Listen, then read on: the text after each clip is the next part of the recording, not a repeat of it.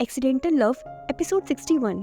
पिछले एपिसोड में हमने देखा कि जब श्यान को पता चलता है कि शुई किसी और के साथ हॉटपॉट खाने गई है तो जेलिसी में श्यान तुरंत शुई के घर की तरफ निकल जाता है। और इस तरह इस चैप्टर की शुरुआत होती है शुई के अपार्टमेंट से।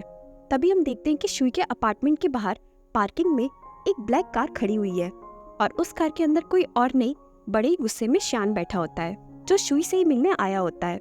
लेकिन शुई अभी तक घर नहीं आई होती है, इसलिए श्यान शुई का अपनी कार में ही वेट कर रहा होता है और एक गहरी सांस लेते हुए सोचता है, आखिर मैं कर क्या रहा हूँ। श्यान अपनी सोच में डूबा ही होता है। तभी हम देखते हैं कि वहाँ पर एक और कार आकर रुकती है। उस कार के आते ही श्यान तुरंत अपना चश्मा पहनकर उस कार की तरफ देखने लगता है। तभी उस कार में से शुई उतरती है और फाइनली जिसका इतना बेसब्री से श्यान को इंतजार था वो लड़की आ चुकी थी। यूयू शुई को अपनी कार से उसके घर ड्रॉप करने आया होता है। उसके बाद शुई उसे ड्रॉप करने के लिए यूयू को थैंक यू बोलती है और उसके बाद गुड बाय करके वहाँ से चली जाती है। शुई किसी और आदमी से इस तरह स्माइल करके बात कर रही थी, ये बात श्यान को अच्छी नहीं लग रही थी और ये देखकर श्यान खुद को रोक नहीं पाता है और अपनी कार से उतरकर शुई के पास आने लगता है। श्यान अपनी कार से उतरने ही वाला होता है, लेकिन तभी उसके दिमाग में कुछ आता है और वो रुक जाता है और सोचने लगता है, कार से उतरने के बाद मैं बोलूँगा क्या उससे? क्या उसके सामने भीख मांगूं कि वो दूसरे आदमी उसे ना मिले, या फिर उसके सामने गिड़गिड़ाऊं कि मुझे वो सब कुछ क्लियरली एक्सप्लेन कर दे, या फिर उसके सामने भीख मांगूं कि मुझे शांति से रहने दे। लेकिन मैं उससे ये सब किस हक से बोलूं? मैं तो उसके लिए कुछ भी नहीं हूँ। मैं उसके लिए बस एक इनसिग्निफिकेंट पर्सन हूँ जिसका कॉन्टैक्ट भी उसने डिलीट कर दिया। मुझे ऐसा लग रहा है कि जैसे मैं पागल होता जा रहा हूँ। आखिर मैं ये सब ड्रामा कर ही क्यों रहा हूँ? तभी श्यान उम्मीद भरी निगाहों से शुई को जाते हुए देखने लगता है। वही शुई को जाता हुआ देखकर श्यान आगे सोचता है, मुझे तो ये भी नहीं पता कि उसने कभी मुझसे सच्चा प्यार किया भी था या नहीं। और यही सब सोचकर श्यान मायूस होकर अपनी कार में बैठ जाता है। लेकिन श्यान जैसी अपनी नजरें शुई से हटाता है तभी शुई पीछे मुड़कर और उस ब्लैक कार की तरफ बड़े ही ध्यान से देखने लगती है। लेकिन जब श्यान फिर से एक बार शुई की तरफ देखता है तब तक शुई वहां से जा चुकी होती है। और शुई के जाने के बाद श्यान उदास होकर सोचता है, बहुत ही जल्द अब उसकी परछाई भी हमेशा के लिए चली जाएगी। वहीं दूसरी तरफ शुई भी बिल्डिंग के अंदर आते ही रुक जाती है और कंफ्यूज होकर सोचती है, नहीं वो नहीं हो सकता। आखिर वो अब यहाँ पर आएगा ही क्यों? ये पॉसिबल नहीं हो सकता।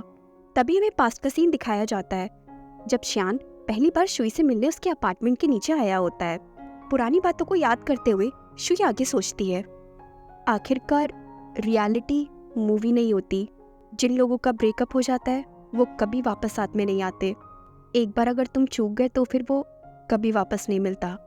और अब टाइम आ गया है कि हम दोनों अपनी अपनी जिंदगी में आगे बढ़ जाएं, क्योंकि मैं अच्छे से जानती हूँ वो वापस कभी नहीं आएगा। और इस तरह श्यान हर रोज शाम होने से पहले ही शुई के अपार्टमेंट उसे देखने के लिए आ जाता था। लेकिन शुई को इस बारे में भनक भी नहीं थी कि श्यान दूर अपनी कार में बैठकर हर रोज उसे देखने आता है। श्यान हर रोज शुई को देखने आता जरूर था, लेकिन कभी उसकी हिम्मत नहीं हुई कि वो अपनी कार से उतरकर शुई के पास जाकर उससे बात कर सके। तभी हमें श्यान के पुराने घर का सीन दिखाया जाता है। तभी हम देखते हैं कि शिव और उसकी माँ यानी श्यान की बड़ी बहन दोनों माँ बेटी श्यान के बारे में ही बात कर रहे होते हैं। तभी हम देखते हैं कि श्यान की बड़ी बहन अपनी बेटी शिव के अंदर कुछ चेंजेस नोटिस करती है। शिव की मॉम शिव से बोली, ये क्या तुमने अपना स्टाइल चेंज कर लिया है? मैंने तुम्हें इस तरह के कपड़े पहनते हुए इससे पहले कभी नहीं देखा। शिव अपनी मॉम से बोली, हाँ, आपको नहीं लगता कि इन कपड़ों में मैं ज्यादा अच्छी लग रही हूँ, जैसे कि एक एलिगेंट लेडी जो कि एक बहुत ही अच्छे परिवार से हो? शिव की मॉम उससे आगे पूछती है, तो क्या इस वीक भी तुम्हारे अंकल डिनर के लिए घर नहीं आएंगे? शिव अपनी मॉम से बोली, मैंने ऑलरेडी हमारे बटलर ओल्ड जाओ से पूछ लिया है। उनसे मुझे पता चला कि अंकल डिनर से पहले ही हर रोज कहीं चले जाते हैं। शायद उन्हें कुछ इंपॉर्टेंट काम होगा जिसकी वजह से आजकल वो कुछ ज्यादा ही बिजी है। शिव की मॉम उसे डांटते हुए बोली, तुम्हें नहीं लगता कि तुम कुछ ज्यादा ही तेज हो रही हो? अब तुम अपने अंकल के बिजनेस के बारे में भी पूछोगी? चलो अब जल्दी से अंदर चलो, लगता है बारिश होने वाली है। तभी शिव मनी मन मुस्कुराते हुए सोचती है, मैं अपने अंकल को बहुत अच्छे से जानती हूँ कि आजकल वो कहाँ पर बिजी है। वो डेली एक ही टाइम पर अपनी अलग अलग कार से निकलते हैं और वो टाइम होता है सिस्टर शुई के ऑफिस से वापस आने का। और वो कर भी क्या सकते हैं, आखिरकार उन्हें अपनी गर्लफ्रेंड की चिंता जो हो रही है। वैसे प्रोफेसर यू के आने से उन दोनों के रिलेशनशिप में काफ़ी बड़ा बूस्ट आया है। ये सब कुछ इतने अचानक से हो गया कि मेरा भी मन कर रहा है कि सिस्टर शुई से प्रोफेसर यू के बारे में थोड़ा और जानकारी निकालूं, और इस बहाने मुझे सिस्टर शुई और अपने अंकल के बारे में गॉसिप भी मिल जाएगी। तभी शिव अपनी क्यूरोसिटी को शांत करने के लिए शुई को कॉल मिला देती है और पूछती है, हेलो सिस्टर शुई, क्या आप बिजी हैं अभी? शुई बोली, नहीं, तुम बताओ क्या हुआ। शिव ने आगे पूछा, मैं प्रोफेसर यू के बारे में पूछना चाहती हूँ, जिनसे आपने मुझे कल मिलवाया था, उन्हीं के बारे में जिनके साथ आप ब्लाइंड डेट पर गई थी। वैसे आप दोनों ब्लाइंड डेट पर अपने पेरेंट्स की वजह से गए थे ना? शुई खांसते हुए बोली, हाँ। शिव आगे बोली, तो प्रोफेसर यू को आप मुझे दे दो, क्योंकि मुझे ऐसा लग रहा है कि मैं उनमें इंटरेस्टेड हूँ। शुई बोली, शिव, मैं अच्छे से जानती हूँ कि तुम बहुत सुंदर और अच्छी हो, लेकिन यू अभी रिलेशनशिप में इंटरेस्टेड नहीं है, और उसने मुझसे ये भी कहा था कि अगले कुछ सालों तक वो डेट भी नहीं करना चाहता है। शिव बहुत ही कॉन्फिडेंट होते हुए बोली, सिस्टर शुई, मुझे पता है आदमी लोग पहले ऐसे ही बकवास करते हैं, एटलीस्ट इतना तो मैंने एक्सपेक्ट किया था। क्या आप मेरी हेल्प कर सकते हो और मुझे बता सकते हो कि वो कब फ्री होते हैं? शिव खांसते हुए आगे बोली, तुम काफ़ी ज़्यादा बोल्ड हो रही हो, लेकिन आज मैं तुम्हारी हेल्प नहीं कर पाऊंगी क्योंकि मुझे बहुत तेज फीवर है और इस वक्त हॉस्पिटल में मेरी ड्रिप भी चढ़ रही है। ये सुनते ही शिव चिंता करने लगती है और पूछती है, आईवी ड्रिप?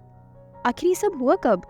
तभी शिव हैरानी से सोचती है, तो इसका मतलब अंकल इस वक्त सिस्टर शुई के साथ नहीं है। वहीं दूसरी तरफ हम देखते हैं कि श्यान अपनी कार में शुई के अपार्टमेंट के नीचे वेट कर रहा होता है और बहुत तेज बाहर बारिश भी हो रही होती है। आज शुई को आने में काफी लेट हो गया था।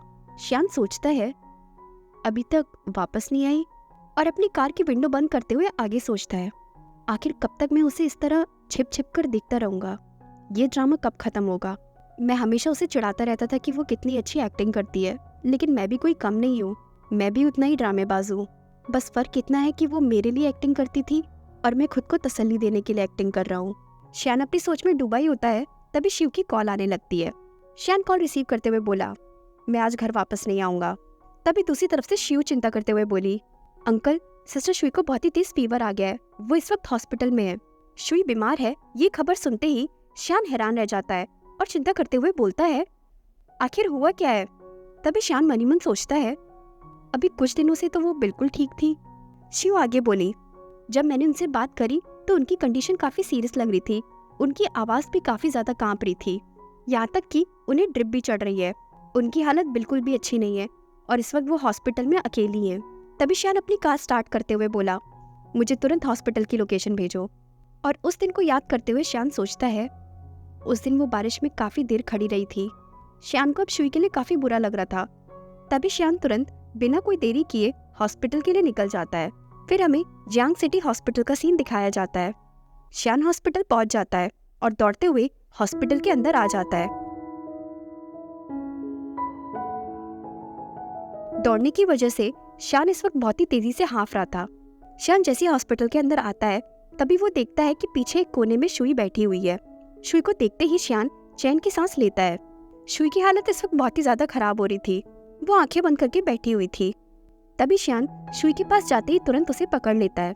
शुई की गाल टच करते ही श्यान को एहसास होता है कि शुई को तो बहुत ही तेज फीवर है, और शुई को टच करते ही श्यान मनी मन सोचता है, तो आखिरकार मैंने हार मानी ली। और इस वक्त सिर्फ शुई की तबीयत खराब नहीं है, मेरी भी तबीयत खराब है। मेरी आवाज़ से आप लोगों को लग भी रहा होगा। कोशिश करूंगी मैं जल्दी जल्दी ठीक होकर और अपना फीवर और कोल्ड ठीक करके आपके लिए इटर्नल लव के नए एपिसोड्स लेकर आऊँ। तब तक थोड़ा सा वेट करिएगा। तो जाने से पहले स्टोरी को लाइक, शेयर और चैनल को सब्सक्राइब करना ना भूलें। Thank you.